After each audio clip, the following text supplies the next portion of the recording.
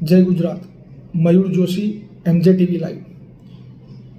समझ में नहीं आ रहा ये 1.5 आंख वाले बाबा को बिजनेसमैन कहूं, डॉक्टर कहूं, योग गुरु कहूं, अर्थशास्त्री कहूं, पॉलिटिशियन कहूं,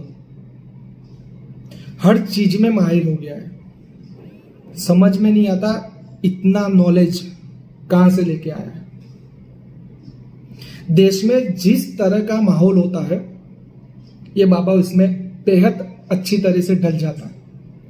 जब चुनाव चलते तब ये पॉलिटिशियन बन जाता है, जब GDP की बात चलती है ये अर्थशास्त्री बन जाता है, जब कोरोना जैसी महामारी चलती हो तब ये डॉक्टर बन जाता है, अब जब किसी को पीठ दर्द चल रहा हो या ये बेकार बैठा हो तब ये योग गुरु बन जाता है। समझ में नहीं आ रहा अब ये देश ऐसे अनपढ़ जाहिर गवार लोग चलाएंगे।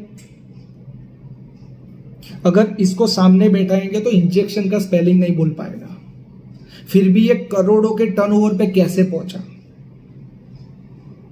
कौन से बड़े हाथ इसके पीछे लगे हुए हैं, ये समझना हमारे लिए बेहद जरूरी है।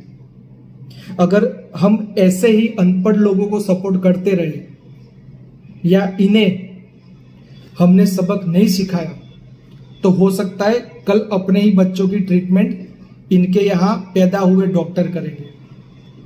अब इनका कहना यह है कि डॉक्टर बनने के लिए MBBS, BHMS, MD की जरूरत नहीं है, मेरे पास आओ मैं डॉक्टर बनाऊंगा। अब समझ में नहीं आ रहा कि ये कैसा डॉक्टर बनाएगा। वैसा ही डॉक्टर बनाएगा जैसे चौथी फेल नेता एजुकेटेड युवा को बना रहे, रोजगार वाले युवा बना रहे। हमें ऐसे लोगों के खिलाफ आवाज उठाना क्यों जरूरी है? अगर हमने आवाज नहीं उठाया ना तो कल उठ के इन जैसे पाखंडी जो बाबा बोलते हैं, नेता बोलते हैं, योग गुरु बोलते हैं, ये हमारे राज्य, हमारे देश को बेच खाएंगे। मैं इतनी बात गारंटी के साथ बोल सकता हूं, दावे के साथ बोल सकता हूं कि ये बाबा को खुद को पता नहीं होगा कि उसकी कंपनी कितना टर्नओवर कर रही है और वो चला कौन रहा है। ये भाई एक कपड़ा लपेट के पूरे देश में घूम रहा है तो उसकी कंपनी चला कौन रहा है।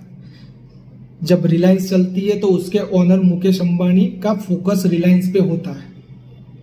जब टाटा कंपनी चलती है तो रतन टाटा का भी फोकस उस पे होता है। तो इसकी पतंजलि चल रही है तो इसका फोकस तो बाहरी मुद्दों पे उसका बहुत ज्यादा फोकस है, अपनी कंपनी से ज्यादा। और ये बाबा से बिजनेसमैन कब बन गया ये समझना हमारे लिए बेहद जरूरी है। ये ऐसे ही लोग हमारे देश के लिए खतरा है। जय गुजरात।